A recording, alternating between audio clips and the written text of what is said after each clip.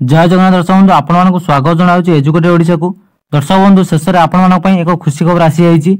जो मैंने पीएम किसान बेनिफिट पाते जो मैंने पीएम किसान अलरेडी अप्लाई करते बट एपर्यंत भी किस्ती पाई ना 38,000 टଙ୍କା मिलवाक जाऊँगी। तबे 38,000 टଙ୍କା क्या मिलवाक जाऊँगी केबे मिलिबो एवं जो मैंने पाउथिले तांको केते टଙ୍କା मिलिबो संपूर्ण डिटेल्स ये वीडियो रे कहिछि। संपूर्ण वीडियो को फास्ट लास्ट में देखिए। ता पूर्व गोटे छोटिया रिक्वेस्ट चैनल को एपर्यंत भी सब्सक्राइब करना चैनल को सब्सक्राइब कर आस बेल आइकन ऑल सेट कर दिंतु। तब दर्शक बंधु चैनल संपूर्ण अपडेट देखा कौन आमर रही। तबे आपण भितर जो मैंने social media X ray active थे प्रमेय न्यूज देखुवे से मैंने खबर पाई सारी जहाँकि आपण को फेब्रुआरी 24 तारिख दिन 19तम किस्ती पीएम किसान मिलवाक जाऊँगी आपको प्रोवाइड करेंगे। तबे कौन सी न्यूज रही देखो लिखाई आप देखिपे कोटी कोटी कृषकों खुशी खबर यही दिन मिल पीएम किसान योजनार 19तम किस्ती। तो कौन सी अपडेट रही चलो संपूर्ण पढ़ा। तो ये देखो लिखाई प्रधानमंत्री किसान सम्मान निधि पीएम किसान योजनार हिताधिकारी बड़ खुशी खबर 19तम किस्तीर अपेक्षा थिबा लाभार्थी बैंक खाता आसंता मास टंका जमा हेबो। एने तारीख मध्य चूड़ांत हो सारी। प्रधानमंत्री नरेंद्र मोदी आसंता मास 24 तारिख में बिहार 19तम किस्ती चाषी अकाउंट को पठाइबे।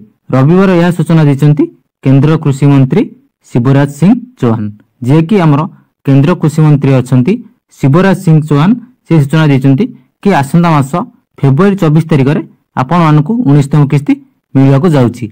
जहाँकि 18तम किस्ती आप जानते आमर अक्टोबर 5 तारिख दिन मिल सारी।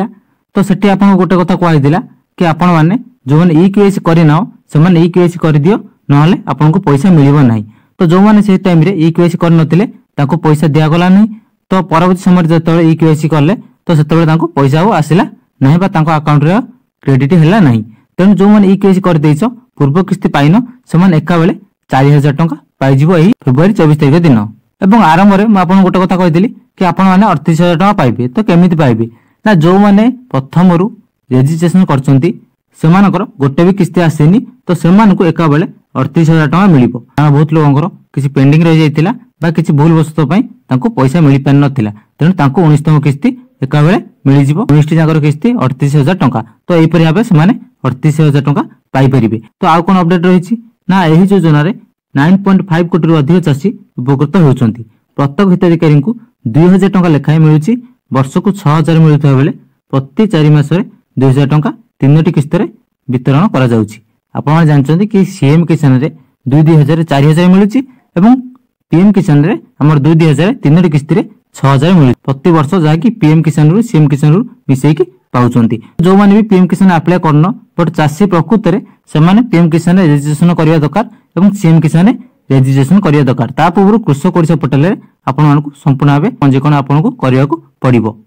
तब दर्शक बंधु यह थिला संपूर्ण अपडेट पीएम किसान को नहीं।